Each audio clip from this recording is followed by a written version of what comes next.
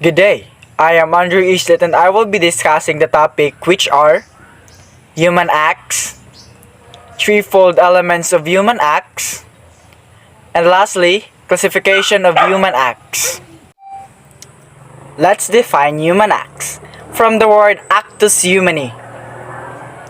It refers to action that proceed from insight into the nature and purpose of one's doing and from consent of free will. In a broader perspective, the term human acts refers to any activity performed by a man. Moral philosophy, however, treats the term human acts not in its broader but in its stricter meaning. Moral philosophy, therefore, understands human acts as actions that are proper only to man.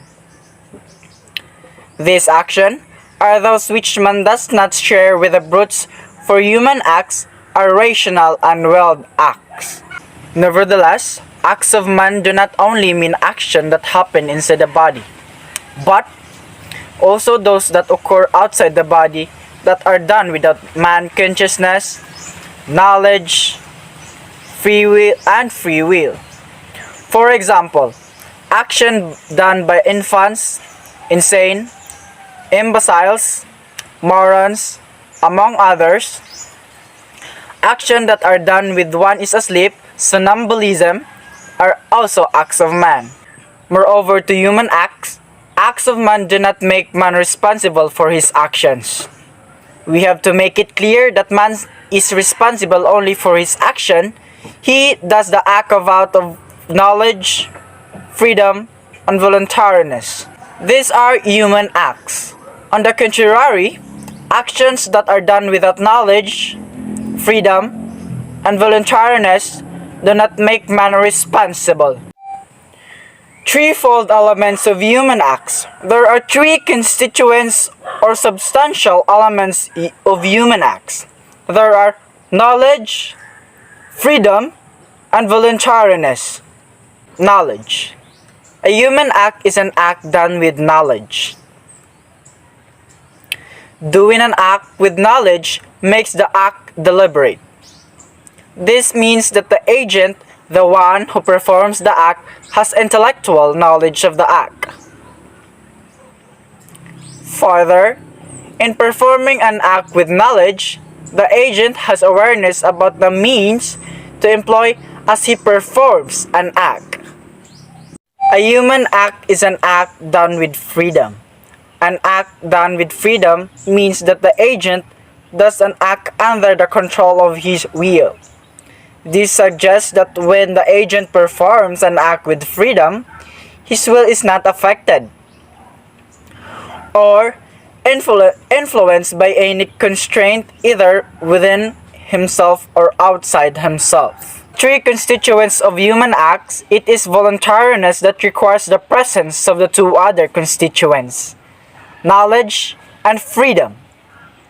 This means that the voluntary act is synonymous with the human act.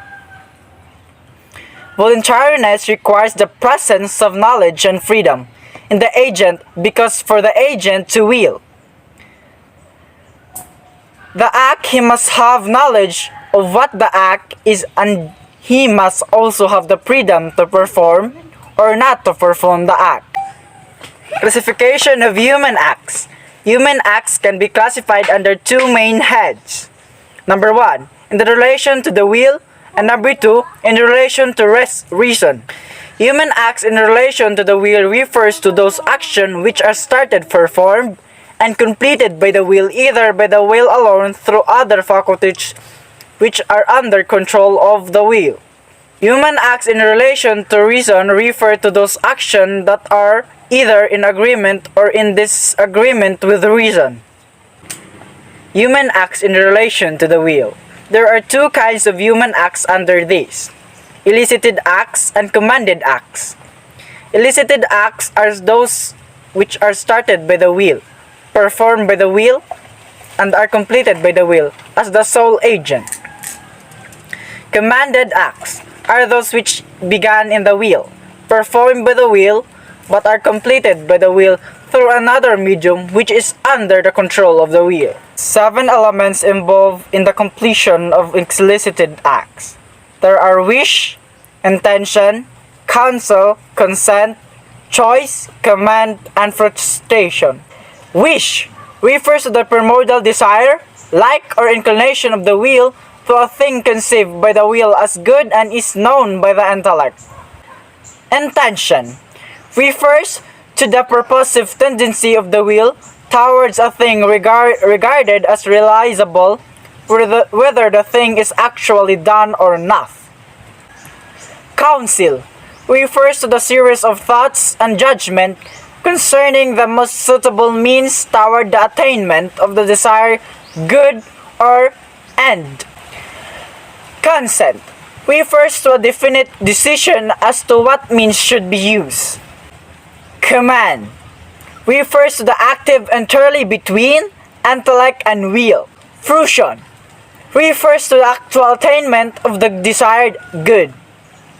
Now, let us deal with commanded acts accordingly. There are 3 kinds of commanded acts: external, internal, and mixed. Internal acts refers to the action done by man by the way of his internal mental powers under the command of the will. External acts refers to those that are affected by bodily powers of man under the command of the will. And lastly, mixed acts refers to action that include the use of bodily and mental powers. Human acts in relation to reason. There are 3 kinds of human acts under this heading: wet, good and evil, and indifferent. Good acts are those actions done by man with harmony with the dictates of right reason. Evil acts are those actions done by man in contradiction to the dictate of right reason. Indifferent acts are those that are neither good nor evil. Indifferent acts bear no positive relation to the dictate of reason. It must be mentioned, however, for clarity's sake, that indifferent act exists only in theory and not in the actual situation. Good day, I am Kent Kilat and I am going to tackle the topic voluntariness of human acts, indirect voluntary act, and modifier of human acts. As earlier cited, a voluntary act is synonymous with a human act. Earlier, we also made mention that a voluntary act requires 3 things on the part of the agent, which are knowledge, freedom, and voluntary. Voluntary comes the Latin word voluntas, referring to the will. Voluntariness is essential to an act. Without it, an act is a mere act of man. This is the reason why a human act is synonymous with a voluntary act, since human act is essentially the product of the will acted upon in the light of freedom and intellectual knowledge. By order of sequence, let us now talk of the kinds or degrees of voluntariness. Comprehensively, there are 13 kinds or degrees of voluntariness. They are perfect, imperfect, simple, conditional, actual, virtual, habitual, interpretative, implicit, direct, indirect, positive, and negative. Perfect voluntariness is defined as the act performed with complete knowledge and full consent on the part of the agent. This means that in perfect voluntariness, the agent has full knowledge and full consent in performing an act. Imperfect voluntariness is just the opposite of perfect voluntariness. It is present when there is some defect in the agent knowledge, intention, or in both knowledge and intention. Simple voluntariness refers to a degree of voluntariness which is present in a human act performed whether the agent likes or dislikes doing it. Conditional voluntariness refers to a degree of voluntariness which is present in the agent will to do something other than that which he is actually doing, but doing with repugnance, or dislike. Actual voluntariness is a degree of voluntariness which is present here and now before the mind while performing an action. Virtual voluntariness is a degree of voluntariness which has made at some former time and still influences the act which is now being performed. Habitual voluntariness is the intention in the unconscious mind of an agent made at some former time and which, although actually forgotten, has never been replaced. Interpretative voluntariness is a degree of voluntariness which is the result of interpreting the intention of one who is not present or of one who does not have the power of judgment to make a decision of himself. Implicate voluntariness refers to the degree of voluntariness that happens when the consent which is acted that in silence or a nod or shake of one's head to an action is externally manifested by word or by sign. Direct voluntariness, voluntary in itself, is that degree of voluntariness of an act willed as an end in itself. Indirect voluntariness, voluntary in cause or voluntary in causa, in act which is desired not as an end in itself but as an foreseen effect or sequence of an act. Positive voluntariness refers to a kind of voluntariness which is present in a human act of doing or performing an act. Negative voluntariness refers to a kind of voluntariness which is present in a human act of committing or refraining from doing. Of all this degree of voluntariness of human act, it is the indirect voluntary that we should give more attention since it involves double effect act. As mentioned earlier, indirect voluntariness refers to an act which is desired not as an end in itself, but as a foreseen effect or consequence of an act. Expressed differently, indirect voluntariness refers to an act which is the foreseen consequence of another act directly intended.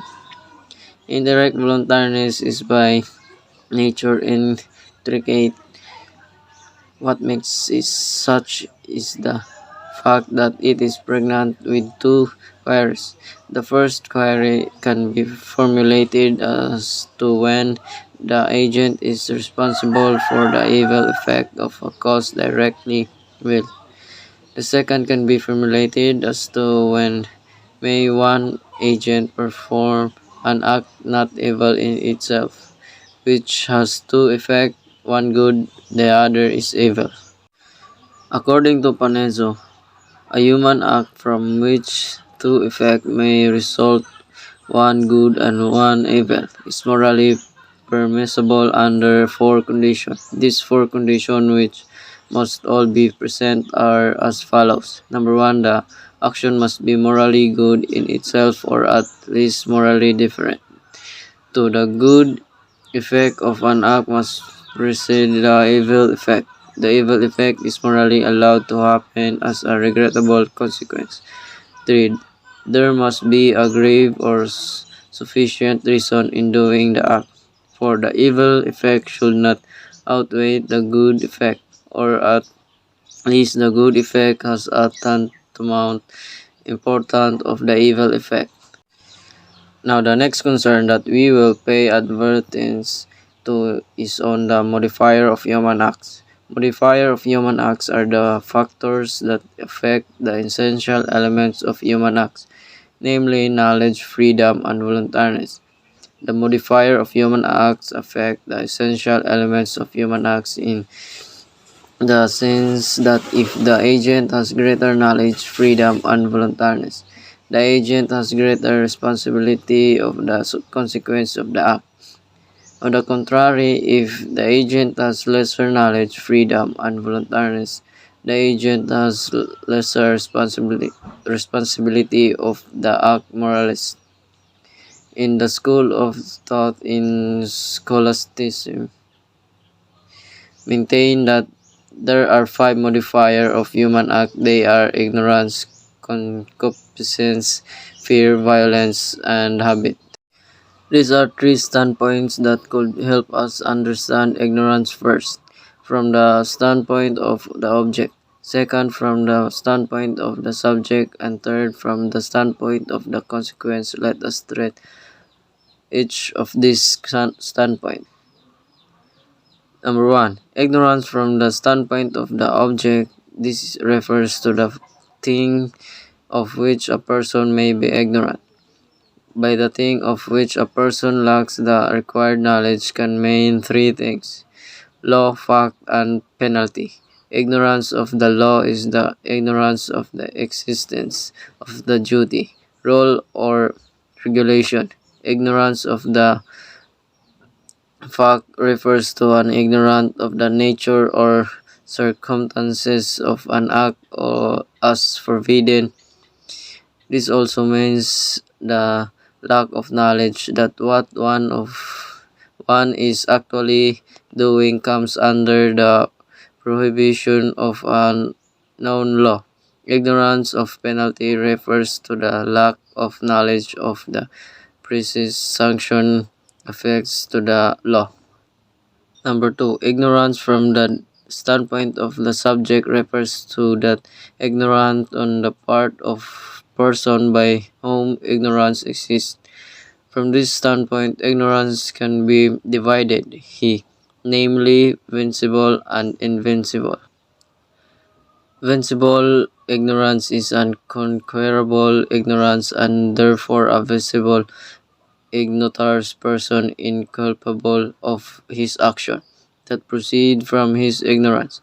Hence, if vincible ignorance is a conquerable ignorance, then it is a kind of ignorance that can be removed by the agent from it in terms of ordinary effort. However, in the agent those lack due diligence being necessarily deemed at fault.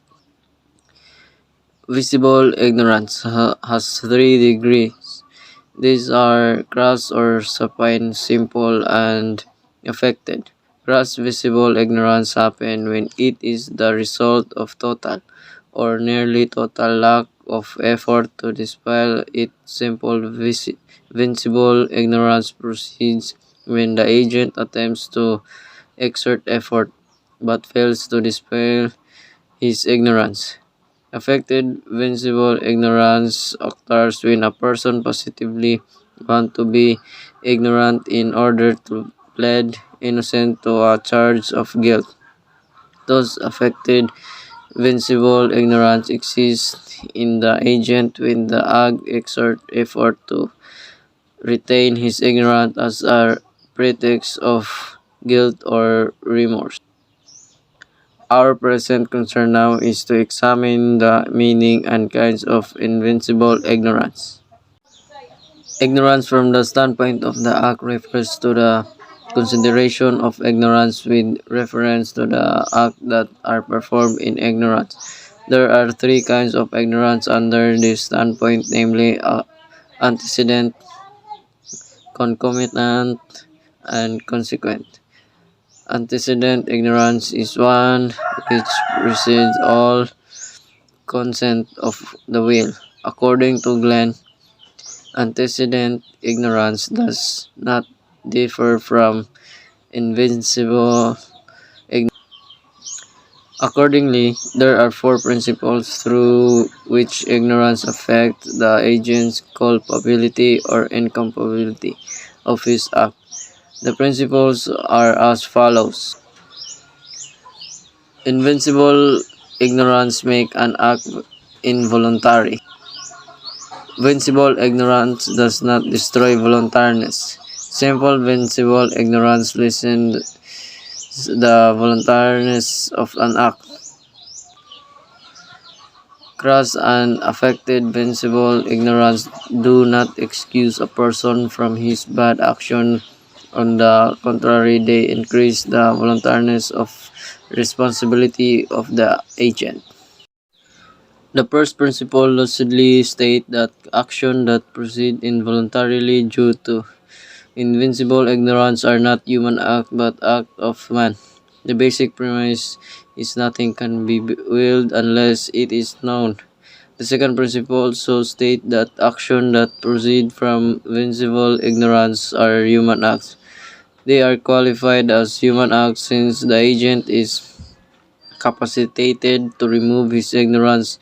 The agent therefore has knowledge which bears indirectly upon the act which he performed in ignorance, and the act has in consequence at least indirect voluntariness, and is a human act imputable to the agent. When can invincible ignorance alleviate the voluntariness of an act? Scholastic philosophers are quick to answer those. When the agent lacks perfect and direct knowledge of the act itself which is performed in ignorance. True. Invincible ignorance in which fire has an element of voluntariness. However, it is not direct and perfect but impaired. The third principle therefore states that the invincible ignorance lessens the voluntariness of an act.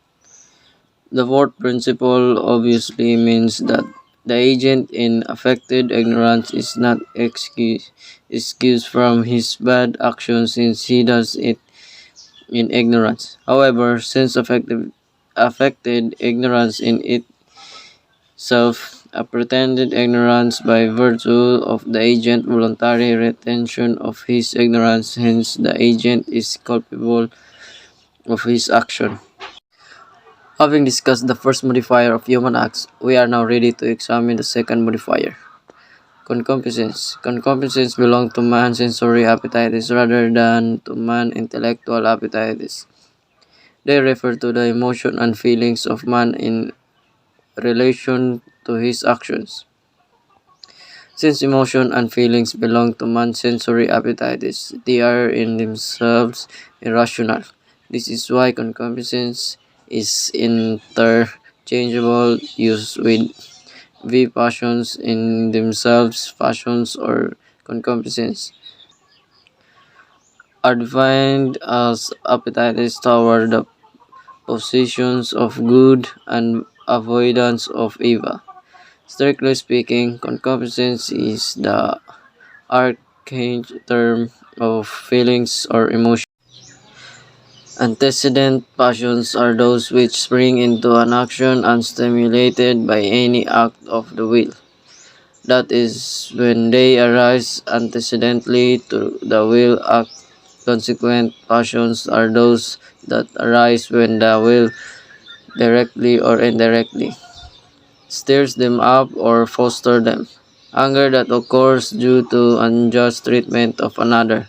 The desire for revenge due to an act of cruelty done by another.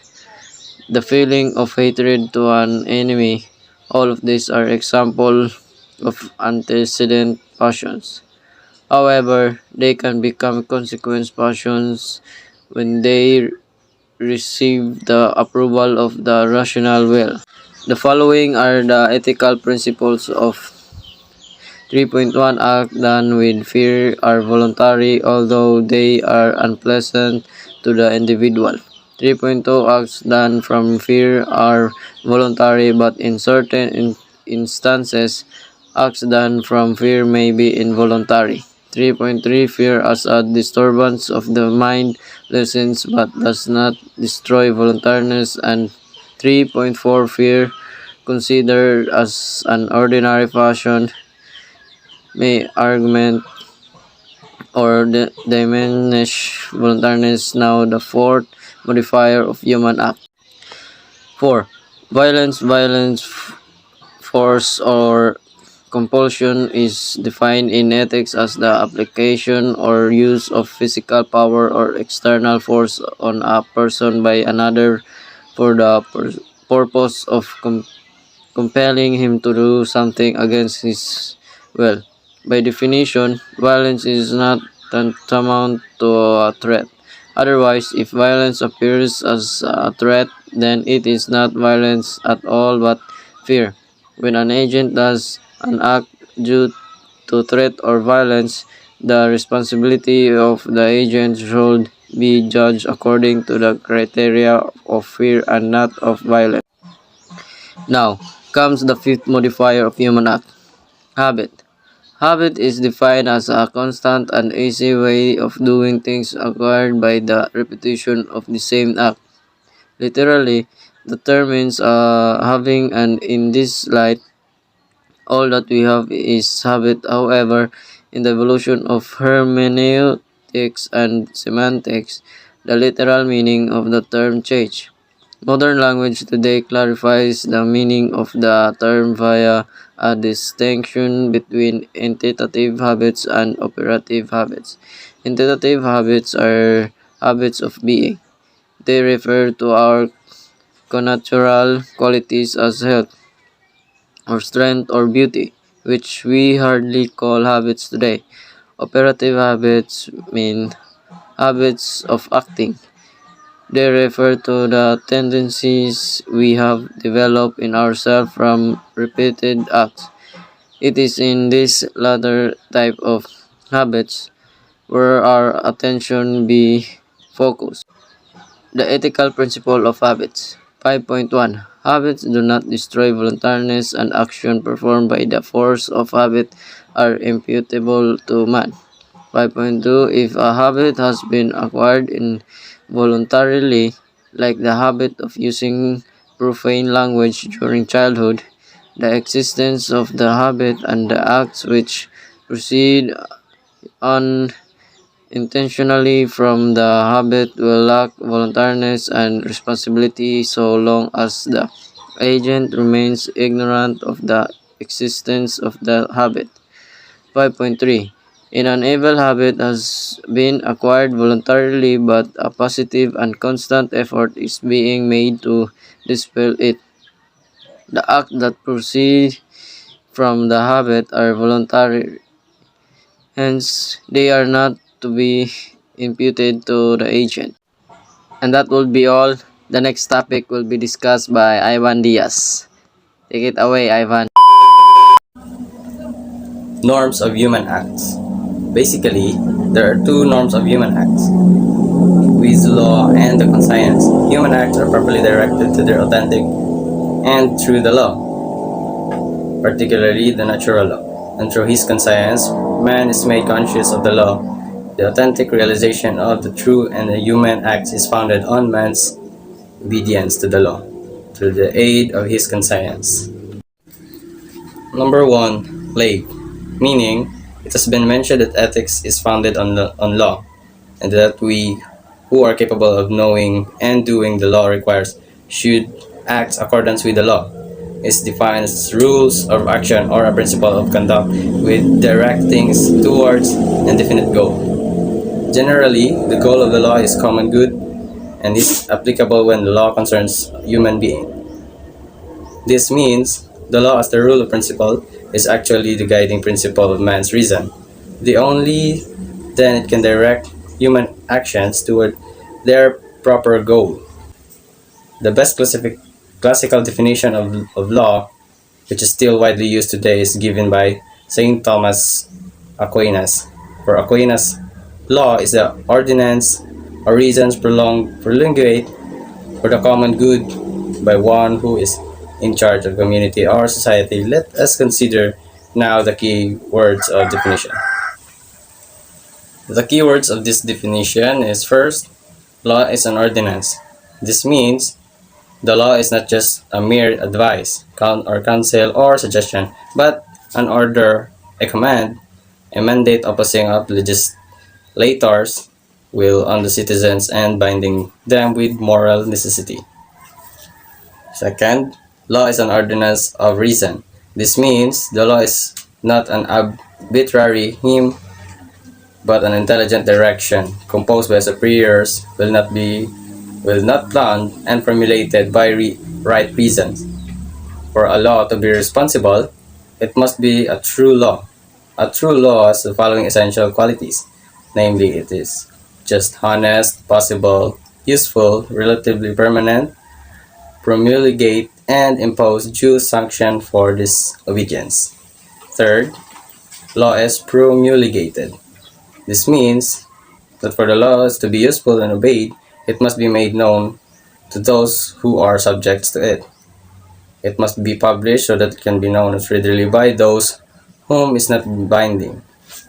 Number 4, law is promulgated for the common good. This means that the end purpose of the law, as we cited, career, is a common good. A law is for the welfare community as a whole, and not for the benefited of individuals as such. Number 5, law must come from one who has a charge or care of community or society. This means that the one be this a human person, as a king or a monarch, or a group of human person who tasked to make laws. As a congressman in the Philippine government is responsible for drafting a laws for the common good. 12 classifications. Law can be systematically classified from the different standpoints. Namely, 1. From the standpoint of the legislator. Number 2. From the standpoint of duration. And number 3. From the standpoint of the mode of promulgation. And lastly, 4. From the standpoint of prescription. First, from the standpoint of the legislator, there are two kinds of law under the classification. They are the divine of human laws. Divine are laws authored by God, while human are laws those authored by man. Second, from the standpoint of duration, in this standpoint, laws are classified as internal and temporal. Internal laws, we discussed earlier under the Thomistic ethics, refer to God's divine plan for all things and God's direction in all things for their proper order, purposes, or end. It, however, extends to all acts of movements in the universe. Temporal laws are those which are promulgated by man, since accordingly all human laws, particularly the civil laws and temporal in nature, it follows that temporal laws are subject time. From the standpoint of the mode of promulgation, in this standpoint, the law is classified as natural and positive. Natural law is defined as eternal law, as apprehended by human reason. It is made known to man directly through his reason. Through his reason, man possesses a natural ability to understand things in their proper perspective. In this vein, man knows that there are acts that are ontologically good, and that there are acts that are ontologically bad. Man knows that honesty is a good, cheating is evil, murder is evil, abortion is evil, and be like. Positive law. The term positive should not be construed as a correlative of the term negative. By its etymological definition, positive is derived from the Latin word ponere, which means to put or to place an object down somewhere. Putting or placing an object down somewhere could also mean to publish or to put down into writing. In this sense, positive laws are defined as laws that are made known or promulgated in the terms of writing. Number 4. From the standpoint of prescription, in this standpoint, the law of classification in two, they are affirmation and negative affirmative laws, are also called permissive and supplementary laws. On the other hand, negative laws are also called mandatory or prohibited laws. Affirmative laws are defined as those laws and bind always, but not at the moment, while negative laws are defined as laws that bind always and at every moment. Conscience, meaning conscience is derived as the Latin phrase cum alia scientia, which means the individual's man's application or knowledge or acting the knowledge. It is a convention of the moral philosophers that conscience is the connecting link between the law and the individual acts. This is the reason why conscience is properly called the means by which law is applied to the acts of an individual. 79%. The definition clearly indicates the conscience to man's intellect. Kinds of conscience. Moralists maintain that there are 8 kinds of conscience. Wait. Antecedent, consequent, right or true, erroneous, certain, doubt, scrupulous, and lax. Antecedent conscience is a judgment before an action is done. It is this is the main function or to command, to advise or to forbid, and to permit. This kind of conscience advise the moral agent of morbidity of an evil act and the graciousness of a good. Consequent conscience is a judgment after an act is done. It bears to the following effects: inner peace and remorse. Inner peace as the reward a moral agent gets upon doing a good deed, but remorse is the beating penalty to a moral agent who executes an evil act. True conscience is a conscience which judges things truly as they are. Knowledge are the sense of responsibility for reasons. For one's actions are great aids before and forming a correct conscience. If true or the right correct conscience judges things as they are and judges what is really good as good and what is really evil as evil, from the authentic principle of ethics. Erroneous conscience is called as a false conscience. It judges things in a distorted or slant manner, since it considers a bad acts as a good and good acts as bad. This distorted judgment as erroneous conscience is brought about a false interpretation of moral principles. The certain conscience is an object of certainty and the legality of a particular actions to be done or to be omitted. This is a kind of conscience that moralists recommend to be always followed by men. Doubtful conscience happens when a person is certain about a major judgment. The moralists recommend that these kinds of conscience should not be followed unless the person has revolved a doubt.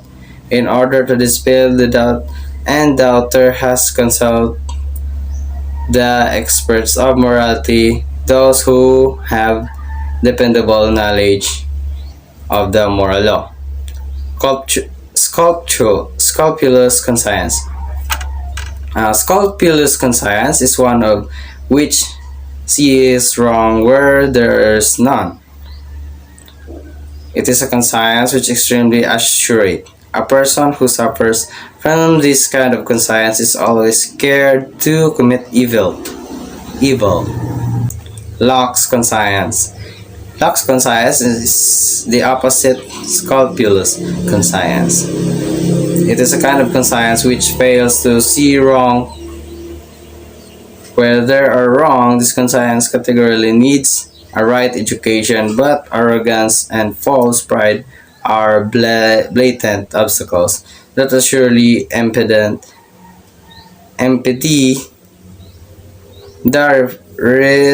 rectification of these kinds of conscience. Thus, to moral agent who suffers from these kinds of conscience, he must be open to and humble enough to accept the predicament. Education of conscience.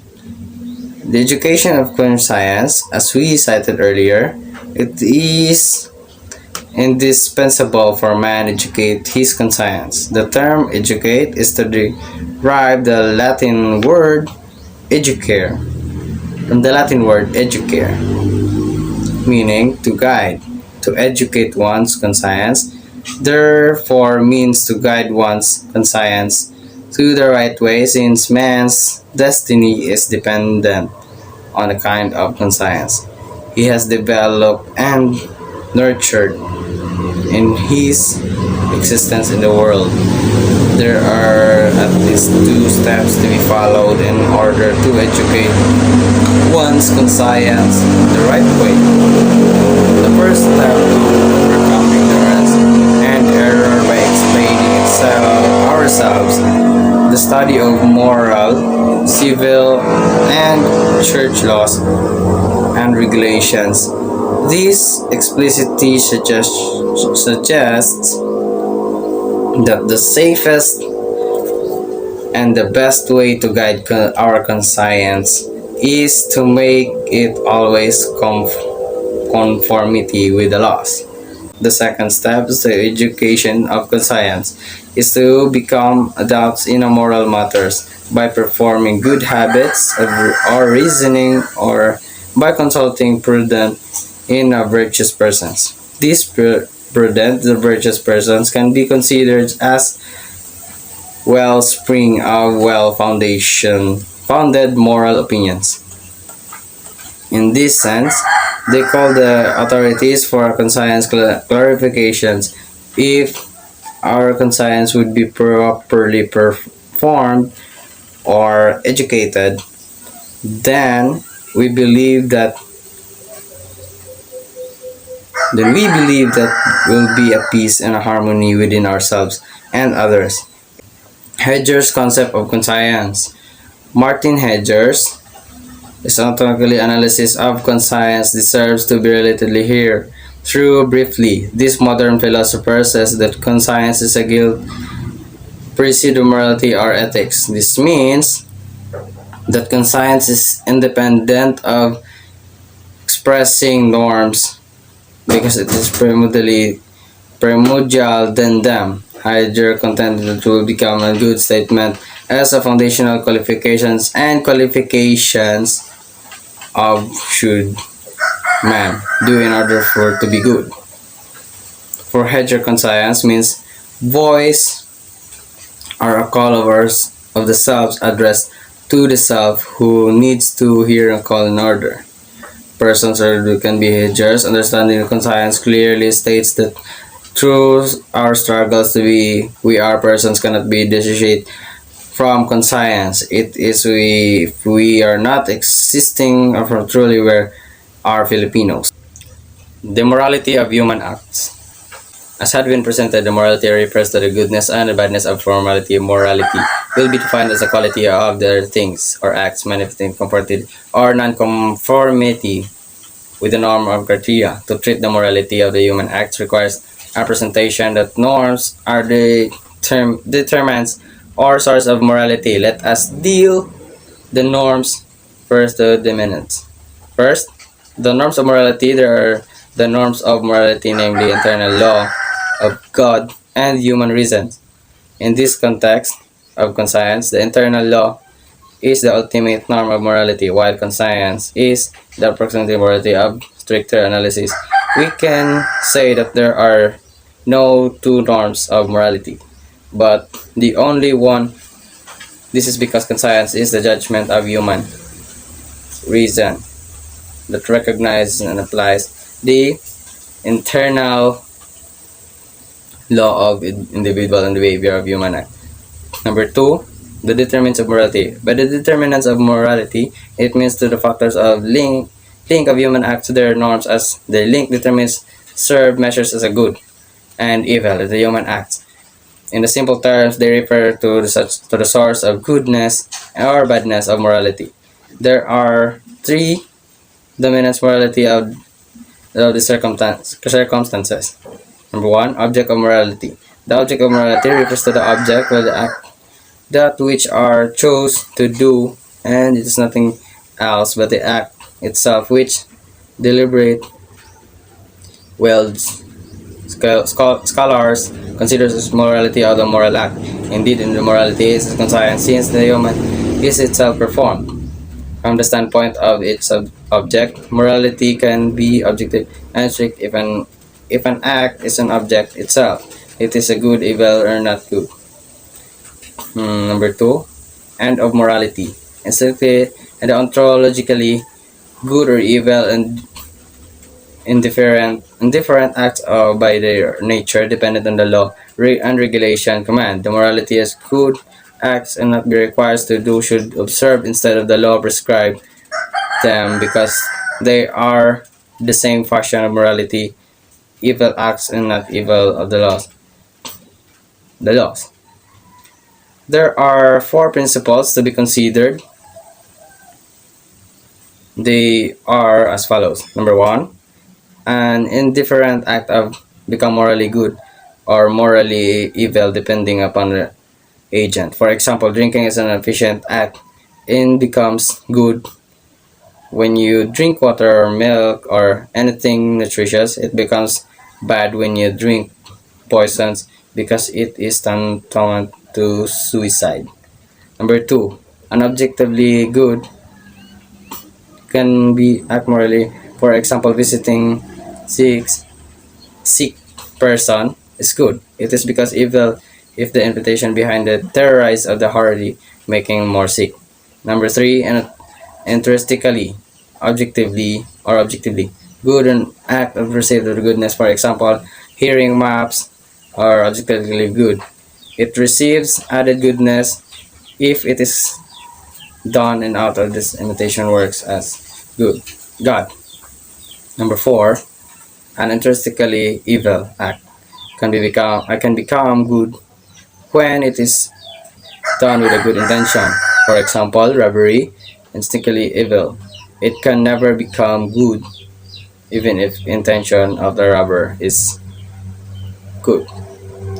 Number three, circumstances. Circumstances are defined as the condition of human acts increasing and decreasing responsibility. Generally, moralists consider seven kinds of circumstances. Number one, who called the circumstances of the agent. Number two, what is called from the circumstances of the object, or it's called itself. Number three, where is called circumstance of the place where the act is performed. And number five, by what means is called circumstances of the meaning employed of the agent. Number five, how is called circumstance and the manner when the act is done. Number six, when is called the circumstance of the time. These points of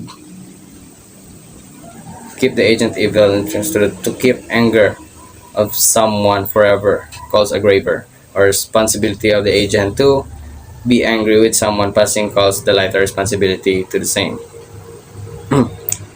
Why is called the circumstances or intention of the promotes the agent to perform the act? Let us discuss the principles of the circumstances.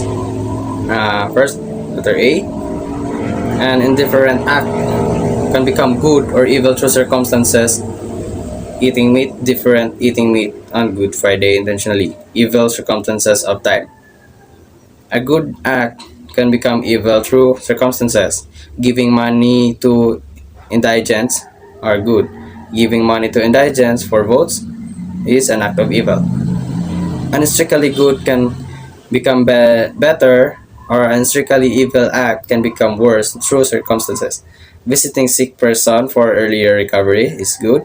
Not visiting one sick father in a hospital out of hearted worse is circumstances of end. An evil act can never become good through circumstances. Stealing money in order to buy food can make stealing good. And good act of do with the evil means destroy the entire objective goodness. Giving money to the poor is good. Giving money to the poor through robbery, evil circumstances means.